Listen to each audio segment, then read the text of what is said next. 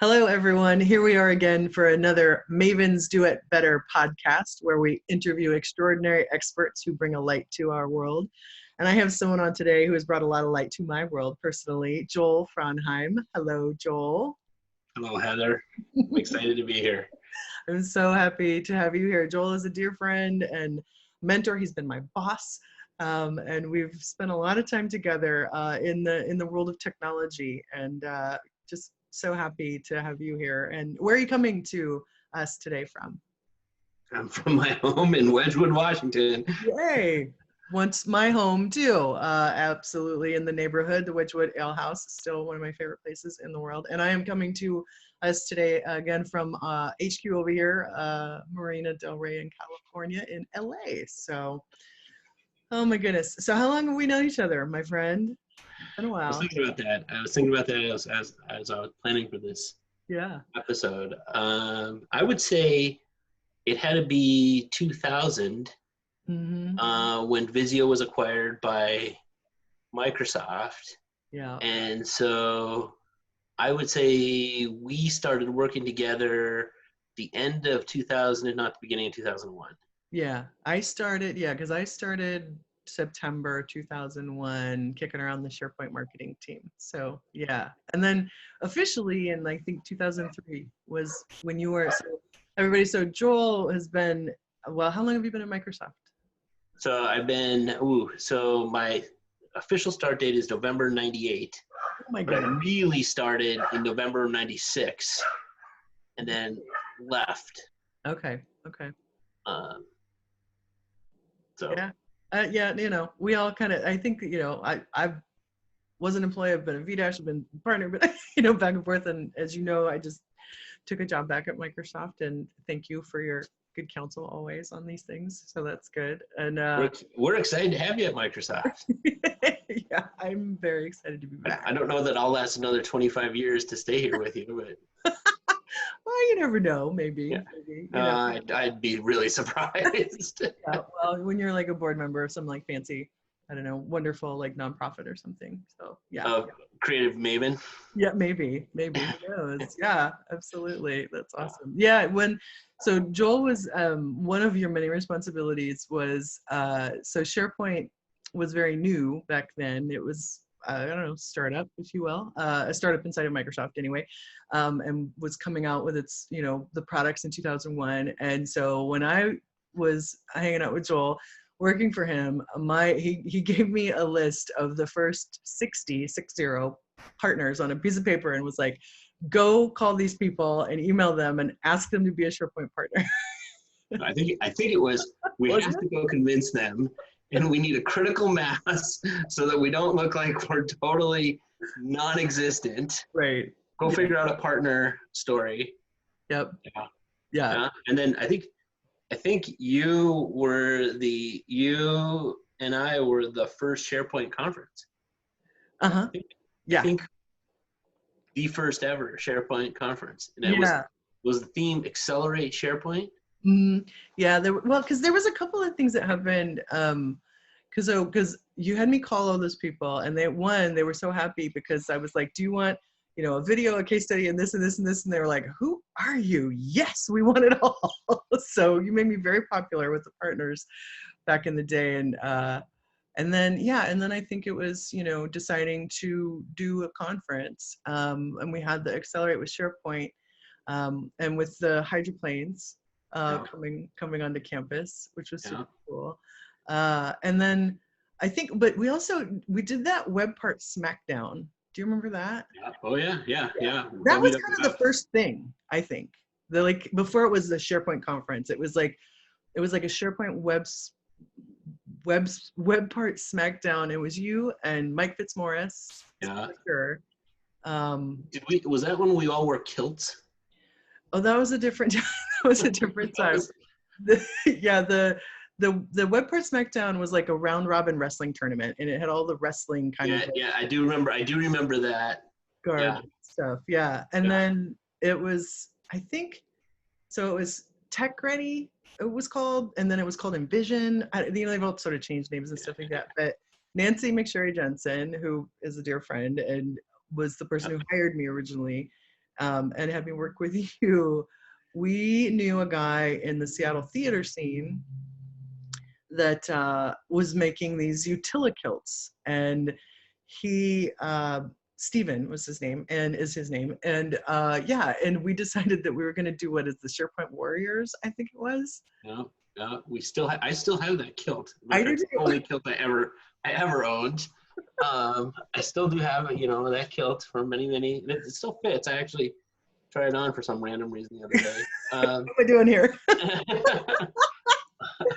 Yeah, no, that was a first for me. It was a lot of fun. I remember we got like Kurt Delbenny and Jeff Deeper and Jonathan Kaufman all to wear kilts.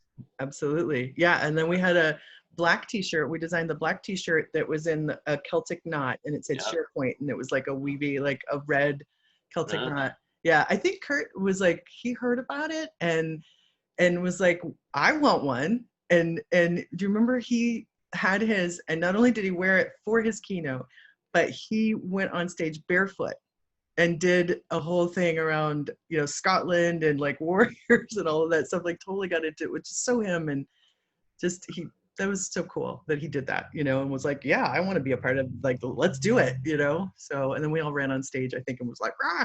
I have pictures of that somewhere. I don't know where, but I do have photos of that. But I probably actually do too somewhere. Yeah. Come to think of it, yeah. Yeah. I don't know. Do you think that time, I mean, it seemed to me that, like, because it was an emerging technology, that there was a lot of wonderful yeses to all of these kind of wild ideas from Jeff and Kurt. And did you feel that emerging? Yeah, there was definitely a desire within the organization and the ecosystem to build out a new product and to get to brand. So I think the teams were much more open to crazy ideas that we were coming up with at the time. Not the least of which because we were still in, like, remember, there was still a Windows SharePoint services, Windows SharePoint server, Exchange. You know, we weren't actually congealed under one team yet. We still had that, like that traditional Microsoft, you know, two teams were kind of trying to solve one problem, go after a space. So internally, there was like who could generate momentum and or energy would help like there was a lot of, okay, we need to be able to generate energy and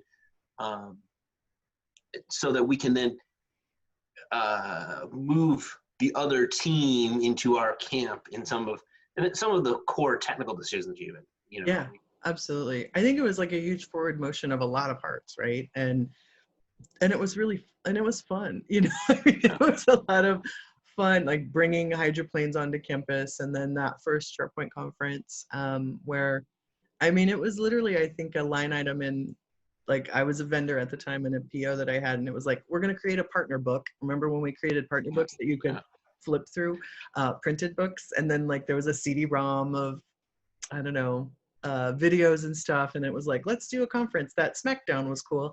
And then we ended up doing a conference, and then ended up asking Mr. Gates, and he said yes. And I can't remember what car he was driving at that point, but it was like either like a Nissan or a Toyota Corolla or something. And it was amazing to have him pull up, you know, right there and just walk in and be like, hey, and you're like, hi, okay, here you go, you know, like, jump on stage, cool. How'd I do? On the money, sir. Thanks. Walks out, you know. So yeah, it was different times for sure. It was different times, yes. Yeah, absolutely. And Capicella was in there. Yeah, absolutely, definitely in the mix on all of that. Yeah, and I think back when Chris kept poking me because project needed to be included more. Yeah. It still does. Yeah, absolutely. No, that's cool. I think, you know, you've seen the company change, and Seattle for that matter, you know. I mean, Seattle and Redmond were super sleepy back then, you know. I grew up in Redmond. Is that right? I grew up in Tamashanner, which is right near campus. And I used to ride my bike on the dirt trails of what is now the Microsoft campus. Wow. Back when I was a kid. So we grew up, I was born in upstate New York, up in Buffalo, and we moved here when I was 9. And Microsoft wasn't even, obviously not even around quite yet. So I remember when Microsoft first started over by Burgermaster on Northrop, and then built our campus and moved in. So yeah, that was there. And I kind of was there at the beginning of the Microsoft, although I was too young to really be engaged at Microsoft. So, yeah. Wow. I knew you weren't born in Washington, but I didn't know you grew up right there. That's so yeah, wild. like literally right there. Yeah. Wow. Yeah, I would have gone to Interlake High School, except I went to Seattle Prep. So like my high school would have been Interlake, which is right next to campus. Mm-hmm. Wow. That's amazing. And you've stayed the whole time? Well, kind of. I mean, I left and went back east. That's actually interesting. I went back to school back east in Philly, and then I took a job at IBM in DC, primarily to be near people and people that I knew and friends. And literally like a week into the job, they said, okay, we need you to go down to Austin for 2 years. So like I had literally rented an apartment and had no furniture, and they moved me down to Austin, Texas, and spent 2 years in Austin, basically redesigning the RISC machine that was used for the air traffic control system.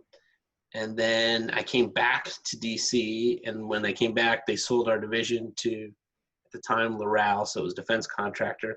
I wasn't excited to be in the defense industry, and so I talked to back in DC, I talked to one of my friends who knew a recruiter, and she hooked me up with USA Today, and I was one of the original 7 that started up USA Today Online, the online component. Right. I knew that. That's so cool. Yeah, so that was a lot of fun, and that's actually one of the interesting things with that is when like now I read case studies, and I don't remember anything like what the case studies. Here's the Harvard Business Review of like the USA Today starting up their online thing, and I was like, that was nothing like what I remember. What was it like? It was, well, so I was brought in because I knew IBM systems, and we brought in, and like those days, the internet was like, the internet protocol was still being defined. And so IBM had these effectively mainframes that were the mini computers. So it was like they took the mainframe concept and tried to make it machines. Well, the web was coming up, and the whole idea, the USA's original idea was they were going to have a subscription service tied to CompuServe. You're going to get a CompuServe, and you're going to get USA Today there. And we did a teaser, and we had this like teaser web page, which is like the title page of sports, news, stocks, and USA Today really was sports and stocks.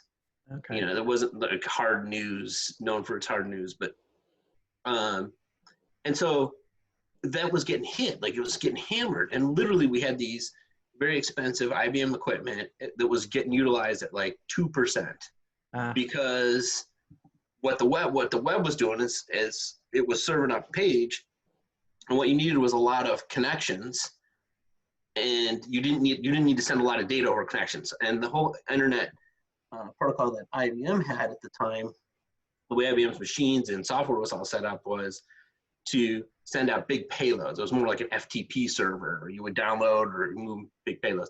And so literally what I did is I went from Sunnyvale, California to Austin, back to Sunnyvale, back to California, like with the IBM AS400, or it was actually the AIX, so their Unix version, and the Netscape folks. And literally like, okay, we need to make this change. And then like, okay, well now we make this change, and now, okay, you guys need to do some change. And like there, and then meanwhile we're trying to get there. And USA Today is going over saying, wow, we're getting so much traffic of just people hitting the web. we're actually going to make more money if we just don't try to do subscription service. We just augment our paper with a web presence. And so like one of the first things I did was real-time sports ticker. So we would get this, like the USA Today would get the sports and sports scores, and I read a program that we get the feed, and then how fast could we get up on the web? And I'm sitting there watching TV, like Sunday afternoon, watching football games, seeing the ticker to see if we could actually, like how fast it was from the play. How fast it was getting from the play. And that's so cool. So, you know, like, and so these feeds, so this was all before, you know, like all this was common API. Right. Yeah. And it was a lot of fun. It was crazy, you know, we're working crazy hours, and you were doing, and it was neat. And I met some really smart people. And it was the interesting thing for me, the dynamic that I learned that was really interesting to me was in this USA Today environment, I was this young whippersnapper, 20, you know, kind of more or less fresh out of college, 23, 24, 25, somewhere in that frame. And they had all these people that had spent like 20, 30 years in the news industry. So here were these news editors, and these news editors were, you know, like young kid, like you had to serve your time. You had to probably like before you can, and here I am like, oh no, this is how you're gonna do it, and like this is how, you know, like the technology made it a level playing field. So all of a sudden now we have this generation and this history in this company. And then the thing that dawned on me in that company was, you know, ultimately they thought they were a news, like their superpowers, they were a news company, you know, Gannett and everybody. Right. And I was made the realization, like, I really want to work on a technology company. You know, the pivot was around how to work technology back, like, because that's what IBM was, a technology company. And so I came back for Thanksgiving.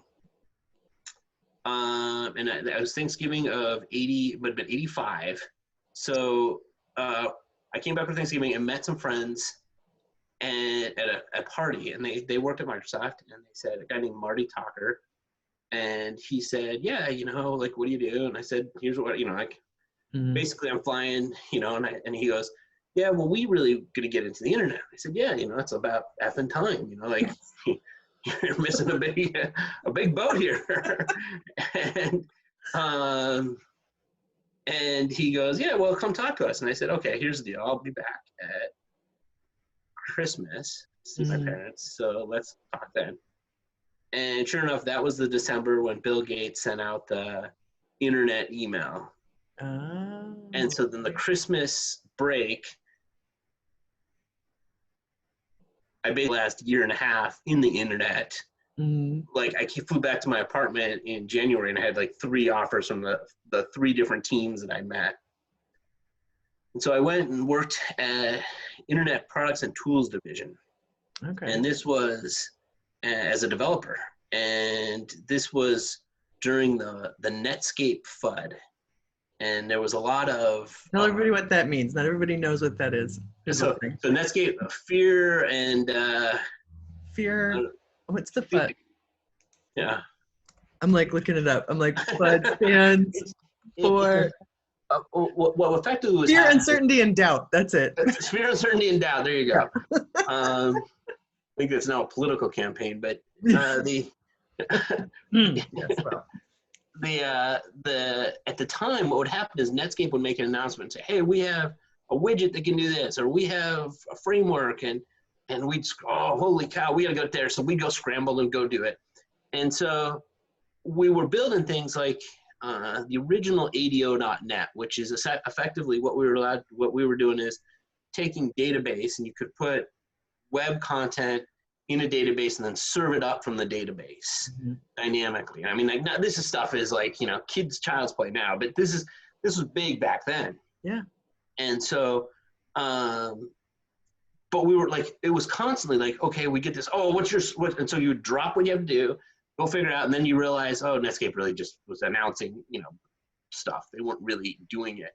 Right. And so it was very burnout. I got burnout.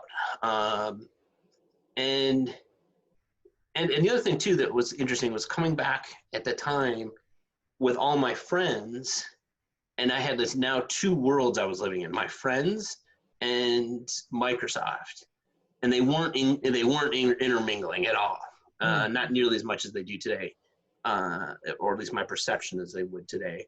But there was, because Microsoft was still a minor thing, so we. So I quit and took the summer off and did a lot. Like my father was a hydroplane. He had a hydroplane, and I drove the hydroplane, trucked the hydroplane across the country, because back then they had a bunch of different races, and I went. How we got the hydroplanes on campus. Yes. Joel's, what a sweet dad. Shout out. Yep. So we, and so at the end of the summer, I joined a company called Visio. And I loved the fact that Visio was contained. Like Microsoft, it felt a lot like college. It still does. Where like there's so much to learn, so much to do. You're never done. You could always study more. And at Visio, it felt like, okay, we had a single product. We had a single thing. We didn't really have a single product. We had a space. Right. And it was much more focused. And so I loved it. It was awesome. And the other thing too is I went from a developer to a solution consultant. So more of a go work with enterprise customers, go build solutions. I got to be much more work with people, and which I liked, present. That's your thing. Yeah. Totally. And so, of course, Visio got acquired by Microsoft. And right at the good stuff always does, right? Yes, right at the apex of the 2000 internet crash. Like Microsoft bought us, Visio, and like the stock, I don't remember, was at 160, and by the time 6 months later, it was down to 80. Like it's fallen in half, and to the point that they actually reissued our stock shares. So we had like our stock options at the time. Right. Because it was like this, okay, the internet crashed and now the Microsoft stock is gone and like there. And so the interesting thing that was there is they brought us in the Visio, and I was in this Visio ecosystem. And they put Visio and Project and SharePoint together. And this was where I got into, okay, so how do we go build an ecosystem, a partner ecosystem, and Visio as a product was stuck in kind of the project state, which is it had a desktop app that was more along modeling business flows, and they had a 2D drawing surface that could be a platform for any 2D modeling, XML, right. And so these types of things. So there was this tension, just like Project had Project Desktop, which was making a lot of money, very, very profitable. And then Project Server, which is nobody really kind of understood how to make money on Project Server at the time. Right. It was like, but we knew we had to get into the space.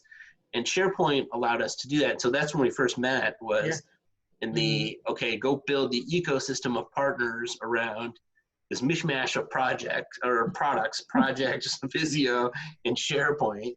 Yeah. And there was all sorts of interesting dynamics, because we had talked about earlier with respect to SharePoint, where SharePoint server, like you said, like some of the crazy ideas we had with SharePoint server was competing against like SQL. And so SQL sold themselves on like the per processor. Right. And SharePoint was trying to sell server licenses. And this was still a whole new concept then. And what was going to be the right way to do it? How do you license? How do you build? And which product was going to build momentum? And God, it was fun. It was fun because we could break some of the rules and do some innovative things. Yeah, for sure. I feel like we did a lot of that. Well, and the piece that I liked about working with you and that team was your genius is so different than mine. Like, you're creative and you're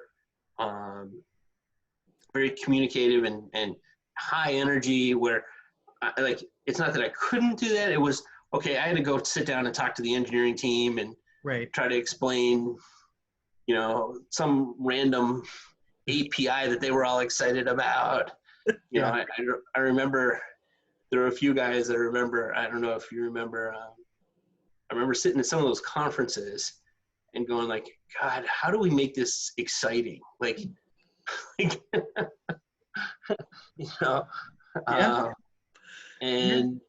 so it was fun, and I totally appreciated like the partnership and the alignment and just the synergies. And as I've gone through Microsoft, that's been a lot of the things that I've been trying to figure out is how do I find people that complement and work well, viva la difference, you're a theater person, hang out with all these crazy theater people that make you I'm wearing my pride dress today, come on. And and like you'd show up and there's all these, people that I grew up playing sports and a bunch of jocks and now I'm like, okay, I don't even know what conversations to have in some respects, but it was a lot of fun. Yeah, no, it was definitely fun. Well, and I think you're right though. It's like it's like, well, for me, I think about everything like I'm doing a play, and you need all the pieces. You need all of the the lights and the sets and the costume and whatever, so you need all the flavors, right, in order for something to really take off and do well, and you need the audience and all of that. So I feel like you've always been so great, like for me, like helping me level up on my technology, and really explaining the whys behind things, especially when I was starting out. And I was a theater major and I was going into technology, and I'd worked in some engineering houses and stuff like that, but nothing like Microsoft. So that was you always did that with such kindness. And, like that's sometimes not always the case in technology. There's a little bit of that, oh, well, you don't know that, blah, blah, blah, blah, and I think your leadership has always had that with it. And I've always appreciated that about you, your mentoring. Yeah. It's been interesting because like, as I go through my career, there have definitely been, opportunities for me to grow in mentoring and helping people. And I definitely have learned that there are different types of people that I work better with, or, and then recently relatively to me, and you start to get older, the recently relative starts to be longer. Sure. It's been actually an emphasis in my career, not without bumps, but it's been around how do you create allies, how do you be a good ally. New in career, I really enjoyed. I remember a few people at Microsoft where I've gone to like interview them on campus, and as they've come on and kept in touch, and new in career, and it's so different, like being a Seattle person. I remember the other day this was in the last month or so, I was talking to somebody and they said, I mentioned some of the grunge bands. They go, those are oldies, right? And I go, wait a minute, no, those aren't oldies.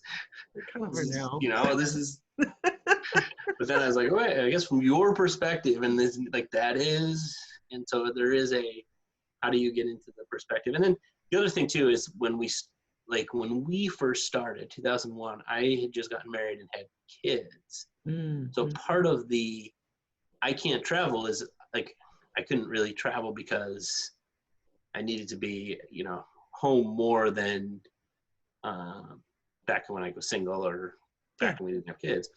And so, and then of course I have two wonderful daughters, and that has also been a big influence on how do I how do I be a good father or a good, mentor?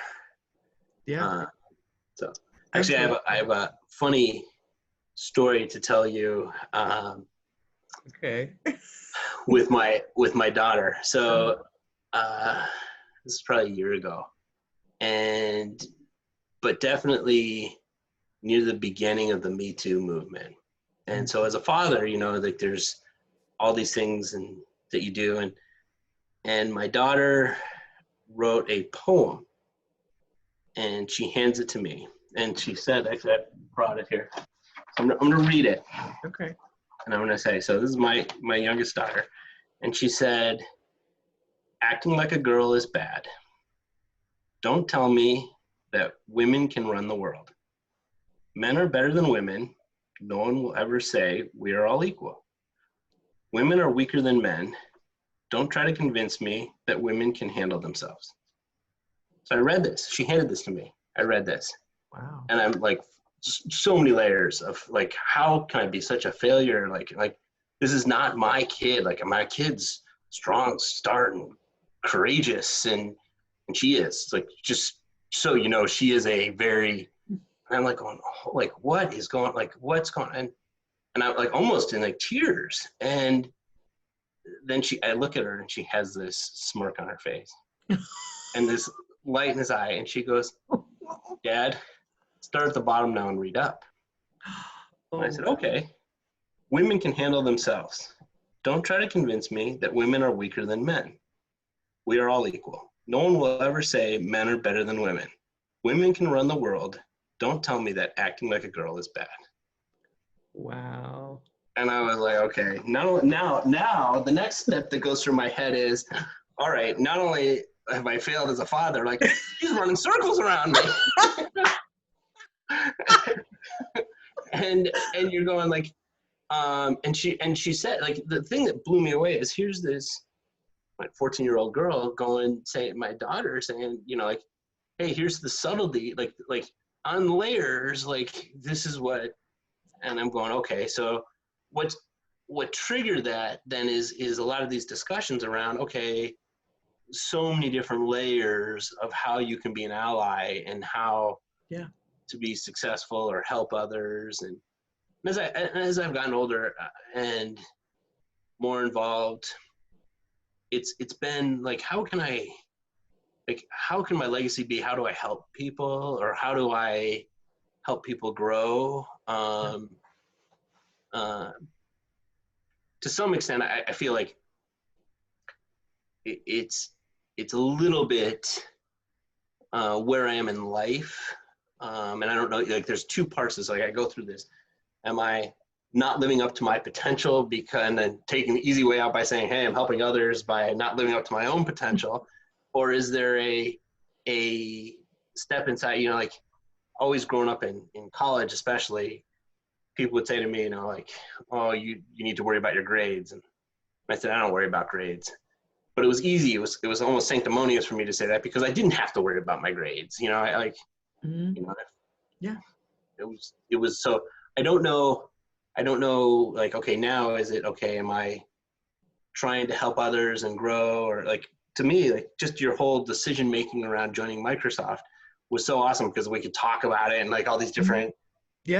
Things, and like, like I remember one day after, actually, I'll tell a story about you now. So we had a conversation, and you said, "Okay, I got this interview with Microsoft," and I remember the night before, I said, "Heather, like, you got 9 million things going on. You need to stop, take the day off, just breathe, prep. Here's how you're like, these are the things, like these are the steps." And I remember the next day you go, or 2 days later or something, you talk to me and goes, "Yeah, I took it off and I did some meditation and did some thought and thinking, and I think it went really well." And I'm like, yes, like, okay. She listened. Yeah. I think that, to me, I mean, first of all, thank you for that, because that's true. We all have a million things going on, but at the same, I did. And things are like being able to take a moment sometimes and take it for yourself, some of that self-care, and like, especially when something's important to you, to have a friend be able to be like, "Hello, you know, like simmer down for a second and really lock into this because it's important. I mean, thank you for that, for sure. But I think I've always appreciated that in you. And I think, you know, I think you're asking the right questions, you know, and also that's how we grow. And I believe that's how we grow and change, is asking questions of ourselves. How can I do this better? What are my words? What have I done in the past? What do I want to do? How do I want to show up? You know, I think it's all about showing up. And sometimes it's a text, a phone call. Sometimes it's a protest. Sometimes it's this, sometimes it's that. It's very individual, I think. I don't know. I mean, it's funny, so Seattle, I'm sure you're aware, is this whole CHOP in the area around Capitol Hill. Well, two of the people that work for me happen to live up on Capitol Hill, you know, young, new in career. So where do you go live? You go live on Capitol Hill. Yeah. And I had one-on-ones, and I said, just so you're clear, if anything ever happens and you don't feel safe, call me. I'll come get you. We have a room in the basement, you know. And it's like, I think even that just is helpful to them to be, oh, you know, hey mom, this is whose mom's in New Jersey, and this happens, you know, like there's a lifeline that you have. Yeah. You know? Absolutely. Yeah. I mean, I mean, it's like, because you have no idea what is gonna, you know, they were showing movies and all of that, and then unfortunately a couple of people got really hurt. A few people, lots of people got hurt. A few people got shot. Like, having someone in your life that cares about you, that isn't your parent, that is a boss or a mentor or a friend, to say, hey, I got you. Like, that's what it's about, right? You know, that's showing up. Yeah, it's fun. I remember back on campus and back at Penn, and I remember there was a woman in my dorm room, and you know, like someone clearly with mental issues. I would probably say homeless, but obviously I have no idea if they're homeless or not. Was kind of on campus and kind of was running around making a lot of noise, and so I knew like he was kind of harassing this woman. I don't think anything would have happened of it, but I kind of went over and kind of stood next to her and put my body between her and just helped her, you know, hey, you know, like I wish I remember her name. And I remember afterwards she was so appreciative. And I felt so embarrassed, like this is not, like, you know, I shouldn't feel like, you know, like you shouldn't be subjected to this. Yeah. And this isn't like, and it's just, but she was like, again, it was like, so I felt, it was weird. It was a weird feeling. I remember that feeling. And like, you feel good, but you also feel like I shouldn't have to feel like I shouldn't have to do this. Yeah. Yeah. And but now as a parent, you know, like as a parent, I totally relate to, God, I'm scared every day for my daughter. I'm sure like your dad is for you.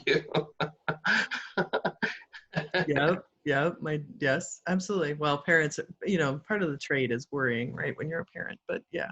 But I feel like, yeah, I mean, it's what we're always, people are like, oh, these times, and I'm like, we've been in many different times of change, and I think we're in a time of great change, and we've been in a time of great pause because of the pandemic, and now, you know, we're looking at things in a different lens that we should have been looking through, and we haven't. And we're all, I hope, you know, we're all doing the work of asking questions and figuring out, you know, and using platforms to give people chances to tell their stories and to talk about things, you know. It's, you know, I saw a meme, it was on Instagram, and it said, you know, it was like, you're not canceled, you're trying to figure it out, you know. And there's a lot of that cancel culture and everything that's happening. Some of it, you know, I'm like, yeah, okay, you know, that, but I do feel like having conversations about race and sexism and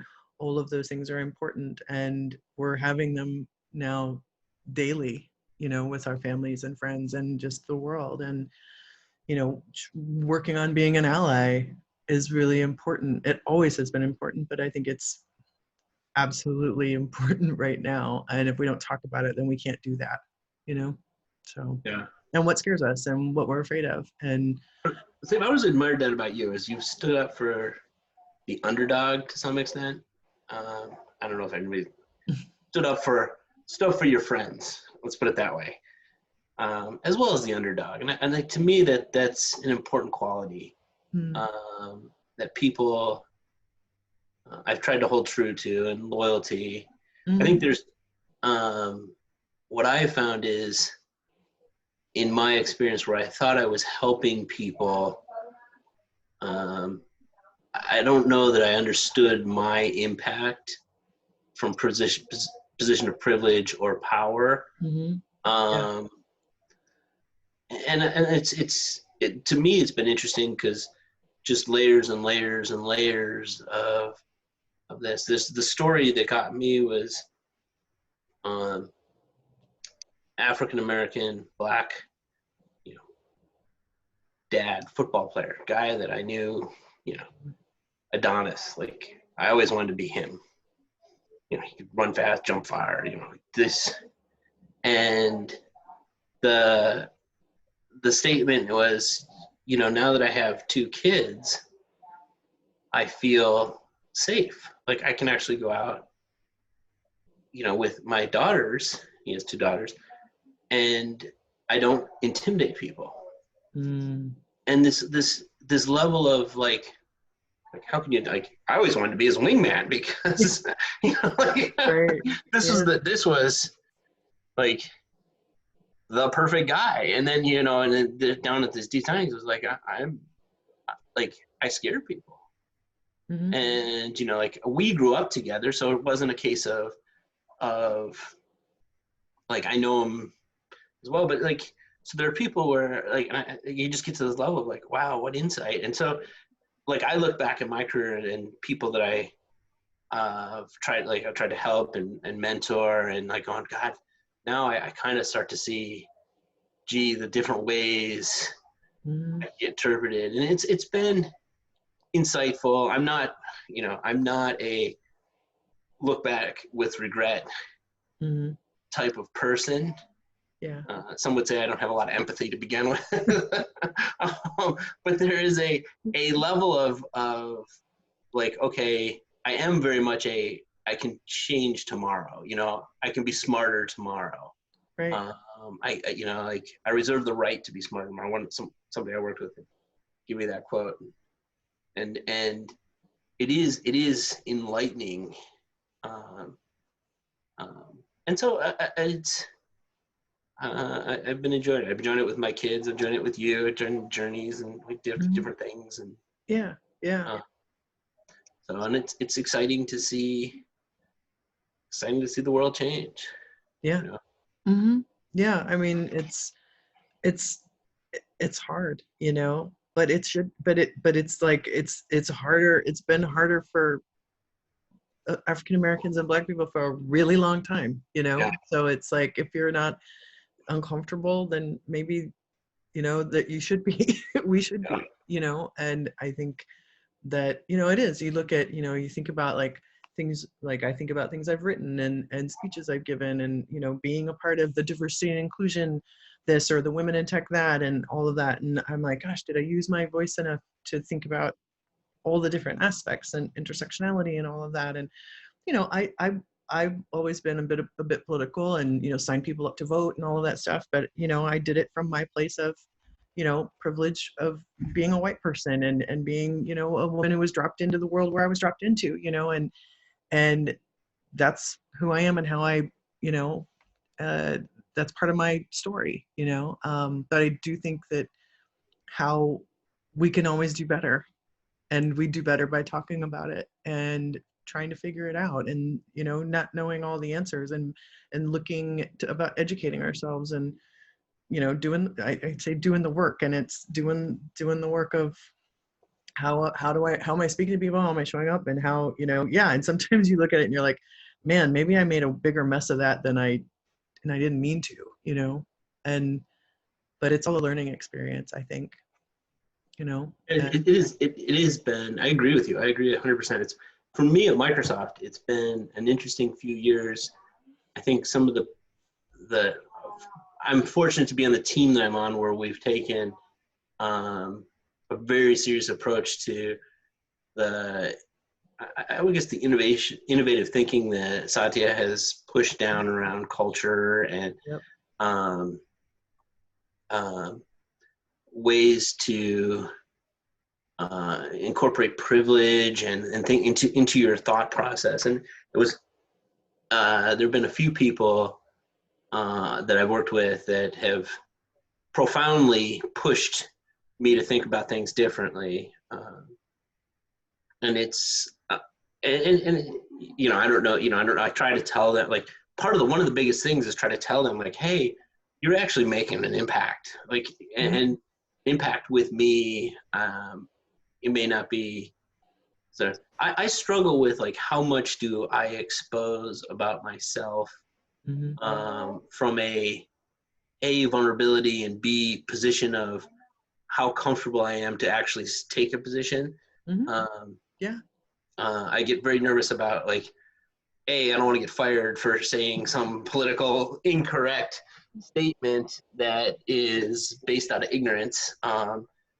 And so I do worry a little bit about that, but there's a little bit of, like, okay, also, how much is that me just not willing to really be vulnerable in some respects? And so I do struggle, like, how do you grow, how do you do it? And I admire people, you and these people that go out and have to push messages, but yet also incorporate the real world that's going on. Yeah. And I definitely think of it, like, in respect of how do I grow kids, you know. I always tell my kids, watch what Heather's doing. You know. You're always famous. You're famous in our family. So. Well, I love your family. The girls and Michelle, they're so great. I mean, it's been wonderful to watch them grow up and be a part of that as well. So I appreciate that. Yeah, no, it's hard. I mean, I think we all have that a bit, you know. It's you know, I've doing some of the work that I've been, you know, allowed to do with Microsoft, and some of it I've just done on my own. And, you know, as a MVP, when I was doing that, you know, it's like the story, you just hear stories, right? And to me, life is all about story and about sharing stories, and it's about your comfortability of vulnerability. And, you know, Brene Brown has done a great job with helping people with that. I think that's opened up the doors for, you know, being wholehearted, brave, vulnerable with each other, and many others as well. But, you know, it's hard because you feel like, you know, you want to, you know, for a while, if you were like rah! About things, people are like, oh, you're an angry, or you're this, or, you know, you get pigeonholed. And it's sort of like, no, it's that it should be this way. I shouldn't have to yell and scream about it. It just should be this way. And I'm not gonna not say something because I can't, you know.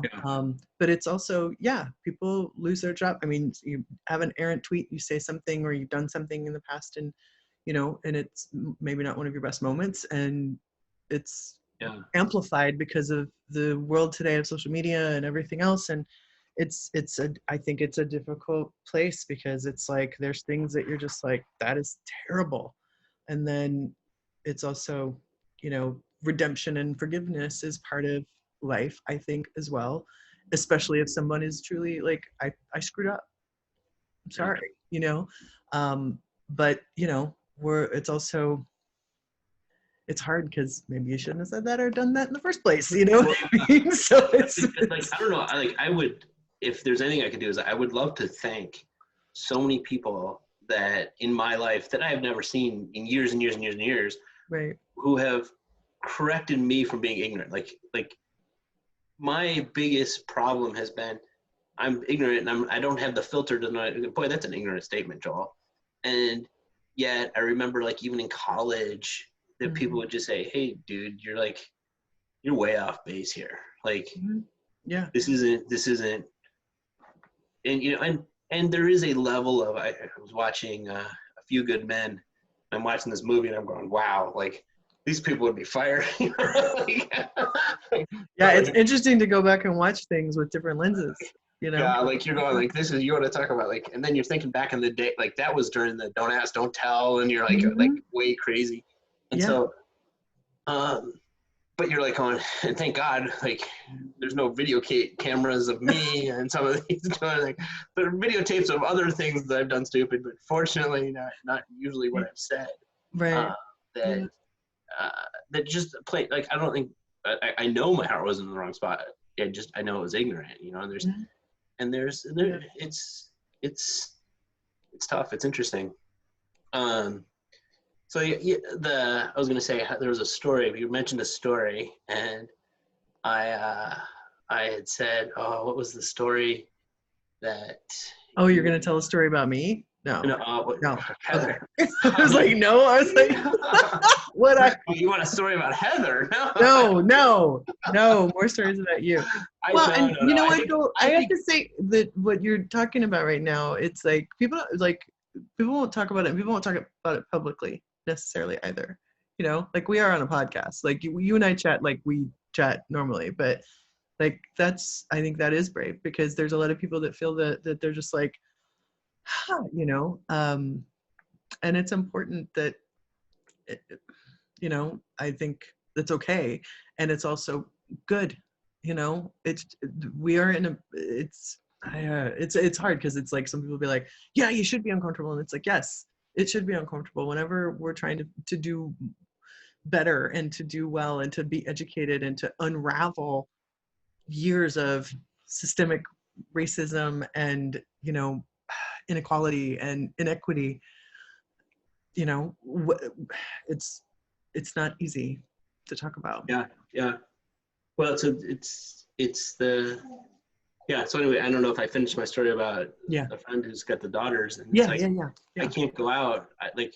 I go out, and the kids humanize me, you know, instead of being intimidating. Right. Now it's the same thing. It's been interesting because like obviously my daughters and wife profoundly have changed a lot of my thought processes. How do you treat, you know, like it does change you. And like my older daughter is very much easygoing until she gets to a spot. It's like until she gets to a spot, like she won't cross. Like I'm done. Like this is, and it's like, and then the will is steel. Like it's,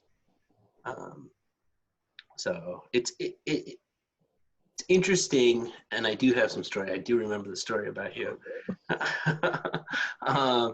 And so anyway, to conclude, it's been really enlightening to have some of these conversations and to determine different things and look back and see what can I do differently, and maybe move it a little, maybe move it a lot. I don't know. But at least we can discuss this. Yeah. So on a more fun note, I remember when you and I were in Copenhagen. Oh goodness. And I remember, and I remember this was one of the first times where do you remember we were going shopping? So first off, like I would go to these places and you would research them all. Right. And we ended up in Copenhagen and we had like a little extra time. And so I had done like no research. And you said, okay, we're going to do this, and this. And I didn't even listen to what you were saying. Like, I just like, I'm, okay, Heather, you know, like I'm jet lagged and thinking about work, and you dragged me to a jewelry store. You actually what's the brownstones, topaz or it was amber, the house of amber. Yes, and we're driving to the house of amber, and I'm like going, okay, like I didn't even know what amber was, and you're like, this is very famous, and they famous amber, and you're getting all these jewelry, and you helped me pick out a piece of jewelry for my wife, which she still has, and still likes. Yeah. I think you still have a ring from that trip. There you go. And then you said, okay, we're gonna go get on the train, and we're gonna go visit this castle. And I'm going, okay, this is like Shakespeare's, like you're telling me this whole thing, like this was the castle Hamlet was based on. Mm-hmm. And like, I'm going, well, I thought Hamlet took place in England. And you're going, this is the castle. So we get to the castle, and I remember getting to the castle, and I remember you taking me around. I'm going like, this is awesome. Like I'm so like, there's so many different cool things about this castle. And then we get to the part where, and I don't know if you remember this, and we get to the part and they talk about this castle. This castle is in Denmark, and it's the closest spot to, is it Sweden right across the way? And so like this is the spot, and so they built this castle to defend Denmark, and because this was the closest spot to Sweden. And then the 4 times that they've been invaded, it's done nothing. It's been run over. I'm thinking, like, okay, you guys do all this effort to build this castle, and every time Sweden's invaded, they just run right through this castle. Kronberg Castle, I believe. Yes. Yep. And I remember reading this, going like, okay, like, am I missing something? Yeah. You remember you sitting there going, oh, Joel, this is Hamlet's castle. I'm like, wasn't he in love with his mother? Like why Shakespeare isn't particularly clear here. And you're going, oh, no. Funny. Yeah. That was. I remember going like, God. And so I, to this day, have always thought like, okay, when I go to places, I need to do a little bit of research so that we like what's local, what's like totally educated me. Like, okay, like if Microsoft's gonna pay to send you out here and you're gonna have to be here for a weekend, don't, I think it was like, honey, don't hide in your room. Go out and explore. Yeah. I remember you taking me on that trip to Tivoli and. That was fun. Yeah. We also have like the guy that skated, Hans. Christian Andersen. Is it? No, he's Dutch. One of the fairy tales. Yeah. The Little Mermaid. Little Mermaid. Yes. Yeah. So, yeah. My wife and kids make fun of me because I can never remember exactly how it is. I'll remember like one actor, but it's not quite the actor that it is. And this is the same thing with my memory on stories. Like I remember pieces. You had it. It was they have the Little Mermaid statue in the water. Yeah. Totally. You got it. Yeah. Well, you're the reason I already kind of had the travel bug from my family doing road trips when I was a kid, but you're the reason that do you remember when it was Tech Ed 2003 in Barcelona? Yeah. And you were like, I need you to do the logistics for this. And I was like, okay. And you're like, and you're going. And I was like, okay, awesome. So that would have been 2003, I think. Yeah, so that would have been Margot or Bridget. It was like I remember it was one of the kids. There was no way I was traveling. And staying married. And Yep. So I do remember that. And I remember like the other funny part about that was, do you remember William Rogers? Of course. Yeah, because his daughter Laura worked for me forever. Oh yeah. Okay. So yeah. That was the trip where that was the one where I said to William, I said, hey William, if you had a lot of courage, I'd go start if I had courage, I'd go start a partnership with SharePoint. Like I'd go build a business around a SharePoint partner. And he goes, and that was the kind of and he goes, all right, well, and one of the reasons I said that was I needed him to engage with you, to be part of like, we're trying to get partners to even, identify with SharePoint. Yeah. And he goes, I remember years later he came and he said, thank you so much for that advice. Yeah. And I'm like, well, thank you, but I'm not kidding. Like, sure, give you all the credit, but like, the reality is there was like you were getting your job done. But I'm very close with their family, with William and Catherine and Laura, and so I've been to their house many times. But I remember that because there were a lot of partners back then that it was just, one or two people, and they were like, well, what little piece of it can I, and huge businesses now, you look at gosh, and some of them aren't even around anymore, like KVS and Meridio and gosh, well, AvePoint's still around. I worked for them and they're a huge company now, but that original list, Brightwork, of partners, those people are all either, there's so many of them that are still around, like, and then Nintex was later, and you know, so like just we all traveled together. That's how I know that people are like, how do you know so many people? I'm like, because I traveled, I went on tour pretty much for about 8 years doing the big 6 flagship shows, and then we did all the little ones too. You know, and you become family because you're hanging out together and you get to know, let me show pictures of your kids, and then you bring your family because it's in Orlando and everybody goes to Disneyland and you know, so yeah. And there were a lot I do remember there were a lot of connections around like the evening dinners or, you know. Yeah, hanging out together. The late night study sessions to try to get everything logistically working. Yeah, demos working and booths up and dry run rehearsals and all that stuff. Yeah, for sure. Yeah, it's first one in and last to leave. You know. Like, Then you're there the next morning, having to be happy and smiling and and refreshed. Yes, for sure. Yeah, no, absolutely. You definitely like that logistics. That event really, I think, set me on my path being an event producer for Microsoft, for sure. You know, and then I did it for about 8 years for SharePoint and Office and SQL Server and blah, blah, blah. So yeah, that was that show that really, I was like, oh, I like this. This is just like doing theater. You know, I was like, I'm putting on a play. I just have more money. Yay. You know? For sure. Oh, the actors weren't as good. Well, that's not true. Come on. Some really good speakers. You know. Well, I would remember. Do you remember? It must have been Texas. It must have been Dallas or somewhere. Mm-hmm. And do you remember going with a bunch of the? Nope. I don't remember anything about that. I don't know what you're talking about. No, I don't. Nope. Yeah, I do remember those. Those were. Then we had to be parents sometimes too. Yep.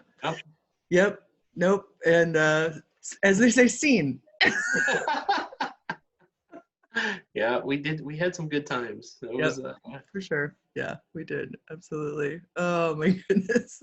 Yeah, and it's so fun to watch. I didn't remember that about the USA Today. What a trajectory you've had. You know, that's super cool. What are you doing now? Tell everybody what you're doing now. So, I'm in the group that is responsible for updating and keeping Windows updated, trusted. So,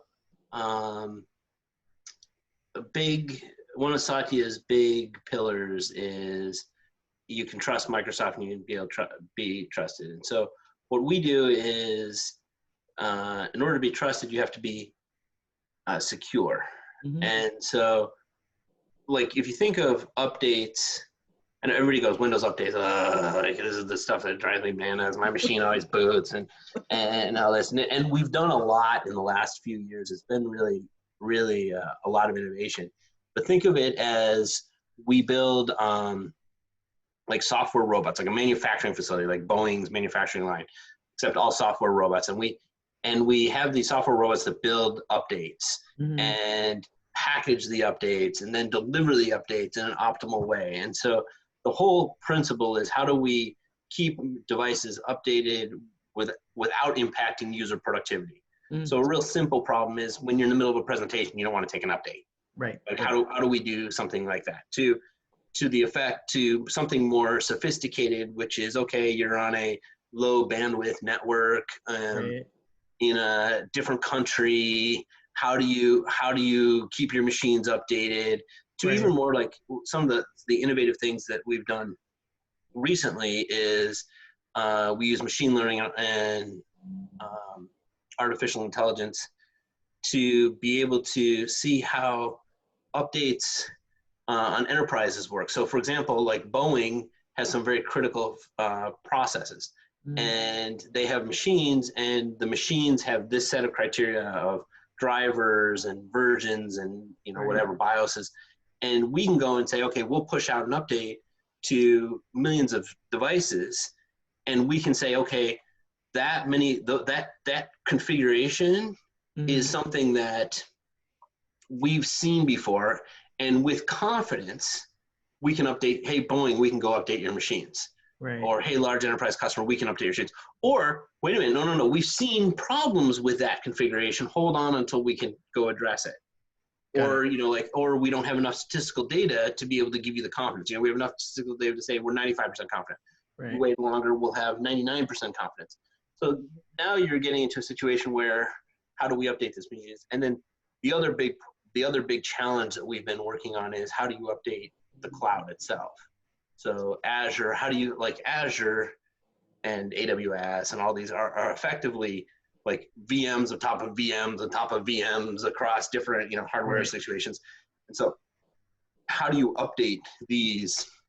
And in some cases, the cloud is easy because it's elastic. So like, okay, you just go create a VM and then create a stream of them, and then you're done and down. And then when you create the new ones, they're updated with the latest software. The ones that are harder are where you have constantly running events. You know, how do you Right. How do you get in there, right? Right. And so you kind of have to like fail, you know, you have to effectively fail over. You have to move the service over, update the background, then move it back, or you know, move the service over to and just keep it running. And there's all sorts of hot patching and challenges. Right. How about this scenario?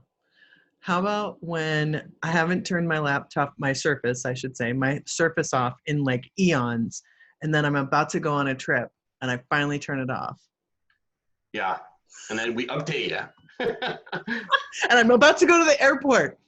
So one of the guys that I work with who spends a lot of time in this stuff is they've been working on like office after hours. I'm thinking this, I'll think of it later, but effectively the whole premise is, okay, if you work till 8 at night or 10 at night and you leave your computer on and you're done at 10, what's your off hours or whatever? Yes, it should go in and realize that, and then do it, and then boot it, and put you right back. Yeah, put you right back. Or when you get up in the morning, it'll have done it. Right. And so the idea is that, hey, when you're not using the machine, we can get as much in there. And like the newer technologies like Win 10X and Xbox and stuff is getting to the point where the update is getting much faster, much more efficient. Right. That's cool. And so, you know, for us, there's like someone like you that uses a machine often and is constantly up to date. It's less of an issue, right? Sure. Than enterprise customers who have, you know, legacy apps or have very, you know, sophisticated systems or. Gotcha. So it's fun. It's different and constantly moving. And that sounds cool. So. That's super fun. I've been talking to you forever, and I love it. And I think I could talk to you for another 3 hours. We probably do anyway, but wrap us up. How about I ask you my last question that I always ask everybody? Yeah. Sure. Ready? Okay. Yeah, I'm ready. Okay. So if you were going to pick I love the sparks and moments in our lives that move us and change us. We've been talking about a lot of them anyway, but if there was one that you wanted to share with our listeners, person, place, thing, book, poem, your kids, right? Whatever, it's different for everybody, that seat you in really who you are today, a spark or a moment that you want to share with our listeners.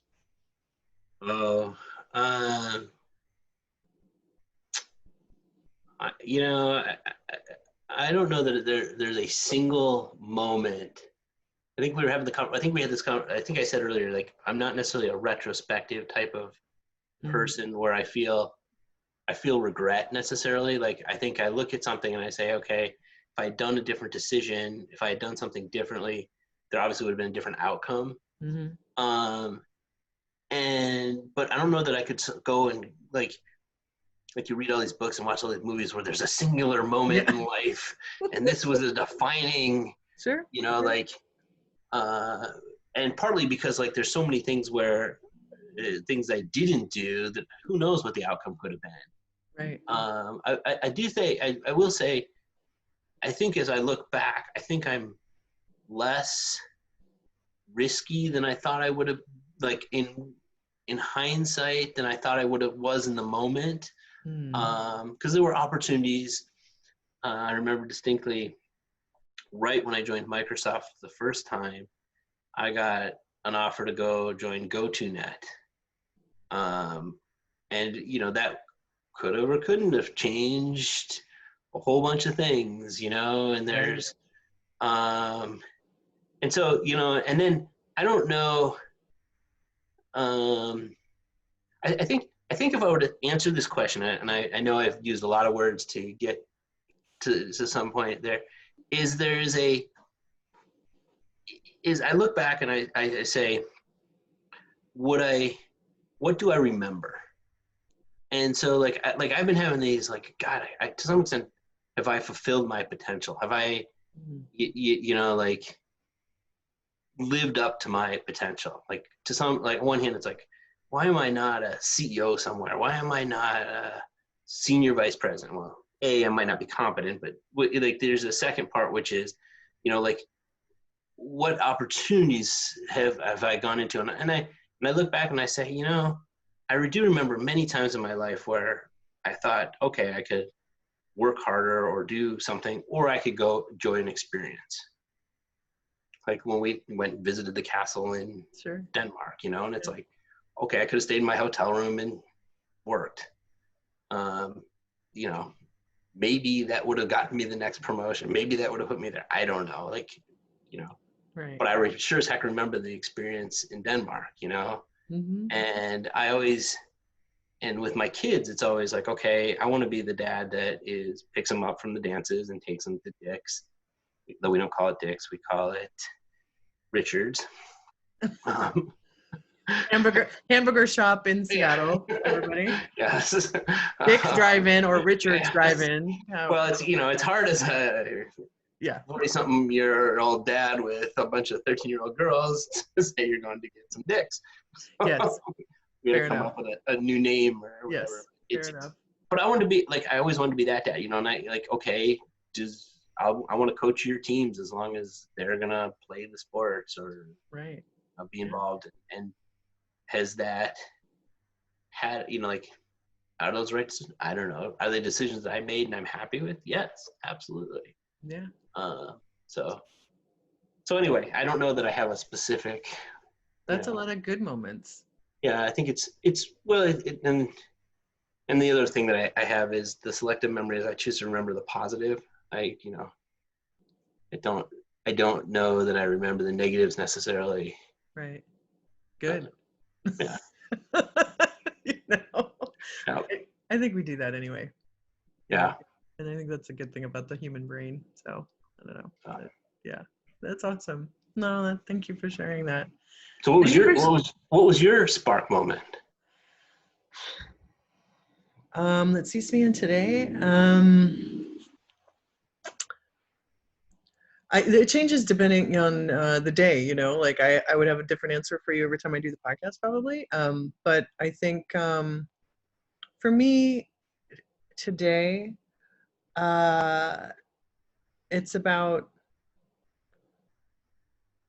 kind of the moment because I've been thinking a lot about this new job, I think it's about the moment that I actually started my own business when I started Creative Maven. That was a big decision, and it was amidst a lot of things that were swirling around and deciding that I wanted to own something, start something. I had just had the experience of working, with the SharePoint team, and I really wanted to.